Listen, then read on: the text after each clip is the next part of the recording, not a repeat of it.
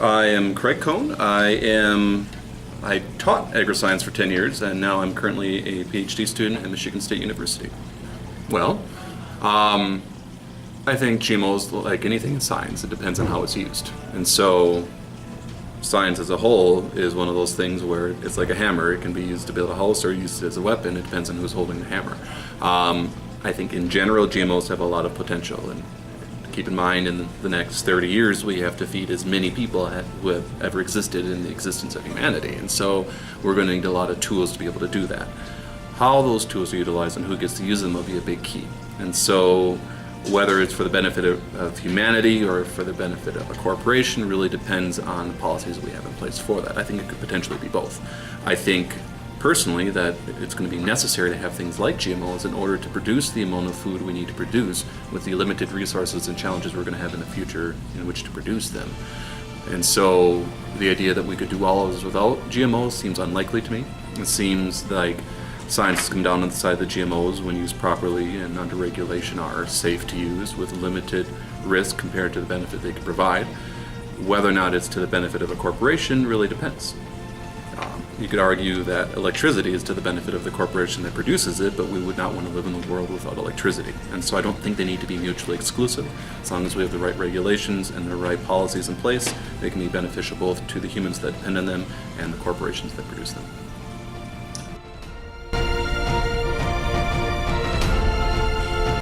Hi, I'm Jim Zook.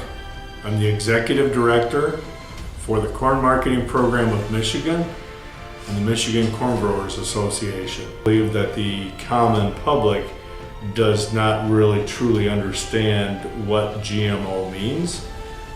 If you truly talk about genetically modified organisms, those are actually, every single living being is genetically modified because we are not identical to either one of our parents. Therefore, genetically, we have a different makeup than our parents do.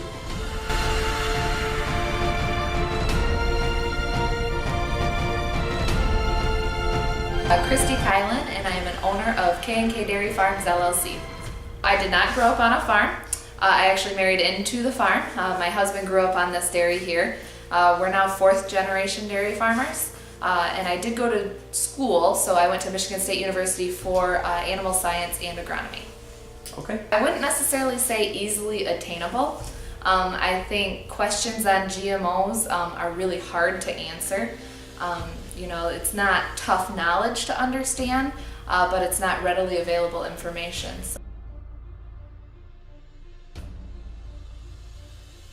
First off, could you say your name?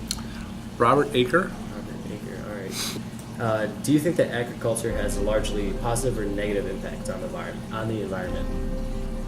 I think it's a mixed impact. I think it can have, obviously, with the worry about carbon dioxide in our atmosphere, the more plants we grow, the better we are at taking carbon dioxide out of the atmosphere, so that's a great effect. But depending on what kind of problems we have with pesticides and what kind of things we do with water, because of the large draw on water and what that does, there are some things that can be damaging, so I think it could be positive and negative. There's both things that it really depends on.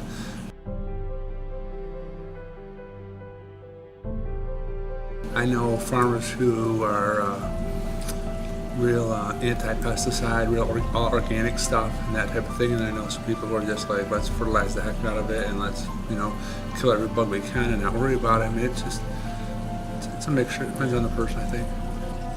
What, if any, is the biggest misrepresentation about the agriculture industry as a whole? Oh, it depends on who you talk to. If you're talking to me, the biggest misrepresentation, there's a lot. I think GMOs is a big one. I think organic is a big one. I think the idea that they're mutually exclusive is not necessarily accurate, although legally that is the case.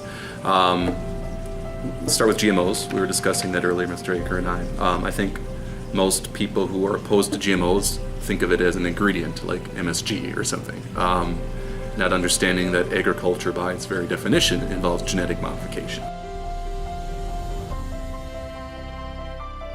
Obviously, GMOs, we do it more explicitly and in a laboratory, but the whole of agriculture is genetic modification, that we're selecting and choosing for traits that are controlled by genes, so indirectly we're selecting for genes. What are some of the biggest misconceptions about agriculture, not necessarily pertaining to just crops or livestock individually, but a big cloud that you think may still hang over for the public? Well, I think the public, whether you're in animal agriculture or if you're in row crops or grain or vegetables, I think the American public sometimes think that farmers are out there just over-treating animals with medicines, that they're over-applying pesticides on the fields, that they're over-fertilizing. Agriculture is like any other business. It's a profit and loss. And right now, it's extremely difficult for farmers to be profitable.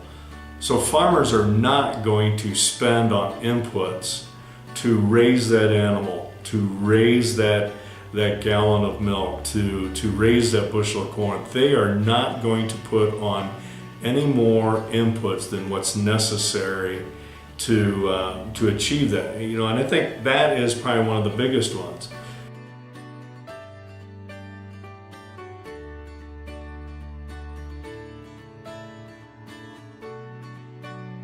So, in your opinion, what do you think is one of the biggest misconceptions associated with the agriculture industry? Oh boy. So from a dairy farm, I would say it's the fact that they think we abuse our animals. That is absolutely not true. It's actually completely the other way. Most of our cows, a lot of them have names. They eat Oreos. They come up to us to get their necks scratched. They're kind of worse than my own dogs that live at home, to be honest with you.